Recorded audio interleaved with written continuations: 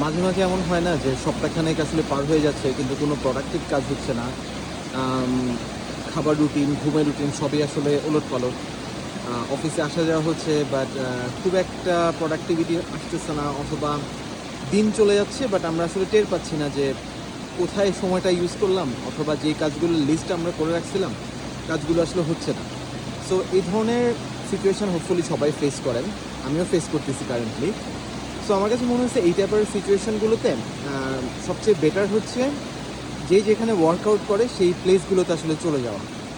সুবিধাটা হচ্ছে লেটসে হতে পারে আপনি ওয়ার্কআউট কম করলেন, আমি সুইমিংয়ে আসছি বা সুইমিংটা হয়তো বা তেমন একটা আজকে করবো না, জাস্ট পানিতে লাফলাফি করবো কিছুক্ষণ, এই টাইপের কিছু একটা হবে। অথবা জিম দেখা যাচ্ছে যদি ভালো থাকে, যদি মুড ফ্রেশ থাকে, অথবা যদি বডিতে এনার্জি থাকে, হয়তো বা জিমে একটা ঢুমে আসতে পারি।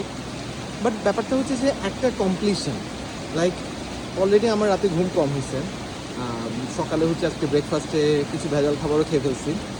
বাট আলটিমেটলি আমি ভাবতেছিলাম যে আজকে জিমে যাবো কি যাবো না, বা সুইমিং করতে যাবো কি যাবো না। But the good thing is এখানে আসার পরে একটা আসলে মোটিভেশন আসে, এক নম্বর ব্যাপার।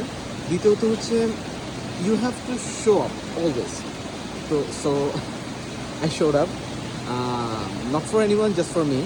সো একটা হ্যাবিট অ্যাকচুয়ালি, যে আমি আসছি, আমি হয়তো বা সুইম কম করলেও বা জিম কম করলেও সামহাও হচ্ছে আমাকে আসলে আসতে হবে, রেগুলারিটি আসলে মেনটেন করতে হবে। So it's like just keep swimming. So আমার কাছে মনে হয় যে স্ট্রেস অথবা যে কোনো কঠিন সময় আমরা যখন পার করি, সো ওই সময়গুলোতে আপনি ওয়ার্কআউট করেন আর না করেন, সামহাও আসলে ওয়ার্কআউটের প্লেসটাতে হাজির হওয়া, প্রেজেন্ট থাকা, এটা আসলে খুব ইম্পর্ট্যান্ট।